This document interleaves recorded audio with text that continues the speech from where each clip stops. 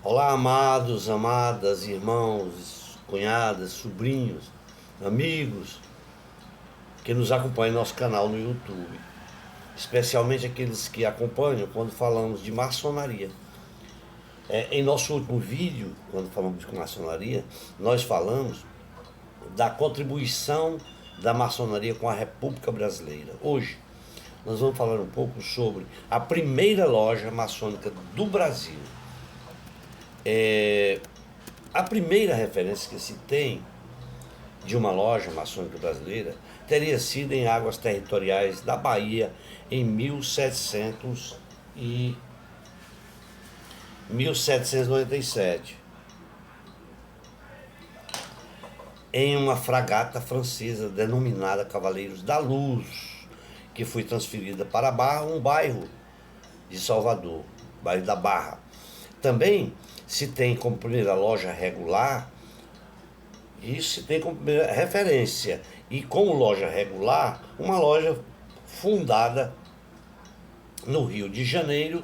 no ano de 1801, que era filiada ao oriente da Ilha da França, hoje chamada de Ilha Maurício. Para os historiadores maçons, a loja mais antiga do Brasil ela foi fundada no Rio de Janeiro em 1815, chamada a Loja Comércio e Artes, como sendo a loja primária do Brasil. Já para muitos outros historiadores maçônicos, muito embora a maçonaria brasileira tenha sido iniciada em 1797, com a loja Cavaleiro da Luz, na Bahia, que foi criada lá na Barra, em Salvador, ainda assim, com a loja União em 1800, que foi sucedida pela loja Reunião em 1802, no Rio de Janeiro, só em 1822, quando, da campanha pela independência do Brasil, quando essa campanha se tornava mais intensa, é que seria criada a sua primeira obediência maçônica, com jurisdição nacional, exatamente com a incumbência de levar a cabo o processo de emancipação política do país. Foi criado na data de 17 de junho de 1800 por 3 lojas do Rio de Janeiro: a Loja do Comércio e Artes, e mais a União e Tranquilidade, também a Loja Esperança de Niterói, que foram resultantes da primeira, né, do Rio de Janeiro. O Grande Oriente do Brasil, o Grande Oriente brasileiro, teve como seus primeiros mandatários o grão-mestre, o ilustre maçom José Bonifácio de Andrade e Silva, ministro do reinado, ministro do reino, e Joaquim Gonçalves Leite, que foi o seu primeiro vigilante. Já após a declaração de independência no dia 7 de setembro, José Bonifácio ele foi substituído pelo então príncipe regente e logo depois o imperador Dom Pedro I, e que é chamado de irmão Guatimuzin. Este, diante da instabilidade dos primeiros dias da nação independente e considerando aí a rivalidade política entre os grupos de José Bonifácio e Gonçalves Ledo, que se destacavam ao lado de José Clemente Pereira e também do cônego Januário da Cunha Barbosa, como sendo os principais líderes dos maçons, mandou suspender todos os trabalhos do Grande Oriente. Na data de 25 de outubro de 1822. Somente então é que em novembro de 1831, após a abdicação de Dom Pedro I, que ocorreu na data de 7 de abril de 1922, é que os trabalhos maçônicos retomaram com força total, com força e vigor, com a reinstalação da obediência maçônica sob o título de Grande Oriente do Brasil, que nunca mais suspendeu suas atividades desde então. E com a instalação do Palácio Maçônico do Lavrádio, no Rio de Janeiro, que a partir de 1842 com a lojas em praticamente todas as províncias, foi que o Grande Oriente do Brasil logo se tornou um participante ativo em todas as grandes conquistas sociais do povo brasileiro, fazendo com que a própria história se confundisse com a história da maçonaria, se confundisse com a própria história do Brasil independente. Todos aqueles homens públicos que se preocupavam com as atividades sociais e humanas, principalmente com aqueles que sedimentavam e eram formadores de opinião com as classes liberais, tais como o jornalismo e as forças armadas, o exército e mais especificamente o Grande Oriente do Brasil, iria ter aí a partir da metade do século XIX uma atuação marcante em diversas campanhas sociais e cívicas da nação. A maçonaria ela veio a se destacar com a sua atuação pela extinção da escravatura, escrevendo e obtendo leis que foram cruciais para a abolição da escravatura, entre elas a Lei Eusébio de Queiroz, que extinguia o tráfico de escravos no Brasil em 1850, e a Lei Visconde do Rio Branco, que é de 1871, que declarava livre as crianças nascidas de escravas, além de outras. Como membro do Concílio do Grau 33, foi instalado, portanto, nesta época, o maçom graduado chamado Eusébio de Queiroz, que era membro do Supremo Conselho do Grau 33, tendo como mestre maçom Visconde do Rio Branco e como chefe de seu gabinete ministerial e também o grão-mestre do Grande Oriente do Brasil. Era chefe do gabinete ministerial do Visconde do Rio Branco e era grão-mestre do Grande Oriente do Brasil. Todos eles pretendiam evitar o terceiro reinado no Brasil e contaram com intenso trabalho maçônico de divulgação dos ideais da República, nas lojas, nos clubes republicanos, espalhados por todo o país. E no final da campanha pela implantação da República Federativa Brasileira, o líder das tropas do Exército, que era o grande maçom chamado Marechal Deodoro da Fonseca, que viria a ser o grão-mestre do Grande Oriente do Brasil logo em seguida. Por todo esse período, chamado período da República Velha, que durou por 40 anos aí, a participação da maçonaria foi de plena importância na evolução política nacional, através de vários presidentes maçons, além de Deodoro da Fonseca, Marechal Floriano Peixoto, Manuel Ferreira de Campos, Salles, Marechal Hermes da Fonseca, Nílio Peçanha, Venceslau Braz, Washington Luiz. A maçonaria ela também deu a sua parcela de contribuição durante a Primeira Guerra Mundial, no ano de 1914, que ocorreu no ano de 1814 a 1818. Exatamente no ano de 1816, através do seu grão-mestre, o almirante Veríssimo José da Costa, ele apoiou o conflito ao lado das nações amigas, as nações aliadas. Além disso, no ano de 1917, o Grande Oriente do Brasil já enviava as suas contribuições financeiras à maçonaria francesa, destinadas ao socorro das vítimas da guerra. E, no entanto, mesmo com o enfraquecimento momentâneo da maçonaria no ano de 1927, originado pelas grandes lojas estaduais brasileiras, o Grande Oriente do Brasil culminou com uma evolução sobre as questões nacionais, tais como a anistia para os presos políticos durante este período, o período chamado período de exceção, com o estado de sítio em alguns governos da República e com a luta pela redemocratização do país, e que foram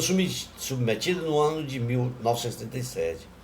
Foram submetidos a uma ditadura que só terminaria no ano de 1945. Tudo isso ocorreu com a participação das obediências maçônicas europeias na divulgação da sua doutrina, na democracia, também pelas doutrinas democráticas dos países aliados na Segunda Guerra, que ocorreu de 39 a 45. Foi no ano de 1983 que a maçonaria investiu na juventude também. Iniciou aí com a máxima das obras sociais, criando as ações paramaçônicas juvenil de âmbito nacional, e destinava-se essa obra ao aperfeiçoamento físico e intelectual dos jovens. E isto foi instalado em Brasília no ano de 1978, que, segundo os historiadores, não existe comprovação histórica de lojas maçônicas no Brasil antes do século XIX. Bom, de certo modo, os iniciados na Europa, o que ocorreu foi o seguinte, que os iniciados na Europa, que vindo para o Brasil, não constituíram lojas maçônicas, apenas e tão somente se reuniam em agrupamentos nos moldes maçônicos e trabalhavam como acadêmicos em academias ou sociedades literárias, mas que não eram lojas, de tal forma que estes agrupamentos eram fragmentados por pessoas, às vezes até não iniciadas na ordem. De forma que destacamos, desta época, a Sociedade Literária do Rio de Janeiro, criada em 1786, com a autorização do vice-rei Dom Luís de Vasconcelos Souza, que teve como membro o professor e poeta Manuel Inácio da Silva Alvarenga, considerado seu principal fundador desta academia. Tais foram agravados esse problema todo pelo fato de possuir educação universitária na Europa, e motivo pelo qual o vice-rei Dom José Luiz de Castro ordenou o fechamento dessas sociedades em 1794, além de prender os seus associados, que presos e investigados, nada foi comprovado contra ele, então todos eles foram libertados. Registramos ainda que no ano de 1796, Manuel Arruda Câmara, que é citado como fundador em Itambé, Pernambuco, como tendo dado o marco inicial das organizações maçônicas em nosso país, também não era uma verdadeira loja maçônica, uma vez que não era totalmente composta por maçom, porque dela participava o padre João Ribeiro Pessoa, que não era maçom. Ele pertencera ao Aerópago e ele só foi iniciado posteriormente lá na cidade de Lisboa, em Portugal. O que afirmamos é que, segundo Castellani, o grande pesquisador José Castellani, a loja Cavaleiro da Luz teria sido fundada efetivamente no povoado da Barra, na Bahia, embora as suas primeiras sessões sejam anteriores à data da sua fundação. Foram feitas aí, estas sessões, numa fragata chamada de La Preneuce, que isto no início, por volta do mês de julho de 1797, que esta fragata estava ancorada na Bahia, sob o comando de Monsieur Lancher. E foi neste momento que, através desses encontros e entendimentos, que lá haviam homens bastante esclarecidos, tais como Cipriano Barata, José da Silva Lisboa, Francisco Muniz Barreto, Padre Francisco Agostinho Gomes, Inácio Bolsão, José Borges de Barros, Domingos da Silva Lisboa e o tenente Hermógenes de Aguiar Pandoja. De forma que o pioneirismo maçônico brasileiro ocorreu sim no Nordeste, como anteriormente falamos, lá na Bahia, tornando-se então o berço da primeira loja maçônica, chamada Cavaleiro da Luz, fundada em 1797. Isto relatado pelo diretor do Arquivo Público da Bahia, o historiador e maçom Francisco Borges de Barros, dando conta de que a loja Cavaleiros da Luz, ela foi chamada, foi a chama, certo, principal da loja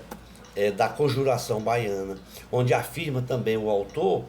que a fundação da loja maçônica Cavaleiro da Luz deu-se no dia 14 de julho de 1797, no povoado da Barra, tendo ocorrido as suas primeiras sessões anteriores à sua fundação, que foi feita a bordo da fragata La Prineuce. O que podemos afirmar é que, oficialmente, segundo o manifesto de José de Bonifácio, que fez esse manifesto dirigido a todos os maçons brasileiros e às obediências estrangeiras, dando conta dos trabalhos do Grande Oriente do Brasil, como sucessor do Grande Oriente Brasiliano, criado em 1802, só retomando as suas forças e vigor e seus trabalhos na primeira loja simbólica regular, que foi instalada no ano de 1801 sob o título de Reunião, filiada ao Grande Oriente da Ilha de França, antigo nome da Ilha de Maurício, sendo nomeado seu representante, o Cavaleiro Laurente, que presidia ali a sua instalação. Concluímos, portanto, que as lojas maçônicas brasileiras teve início antes de 1800. Muito embora maçons de outros países estivessem presentes em nosso país, não chegaram a constituir lojas regulares, mesmo com a possível existência da loja Cavaleiro da Luz, carente de comprovação. Digo isso pelas informações de estudo SIDA, que se vê em vários historiadores, e concordando, porém, com o manifesto de José Bonifácio. De forma que não discordamos de nenhum historiador, mas concordamos sim com o manifesto de José de Bonifácio, que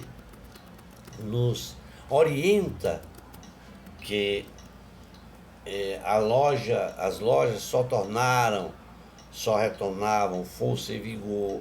com seus trabalhos através de uma loja regular instalada no ano de 1821. Para que não fique muito cansativo, meus irmãos, vamos ficar por aqui, nos comprometendo com todos vocês. Em breve, falar sobre... eu escolhi um tema muito importante, que é a superação da maçonaria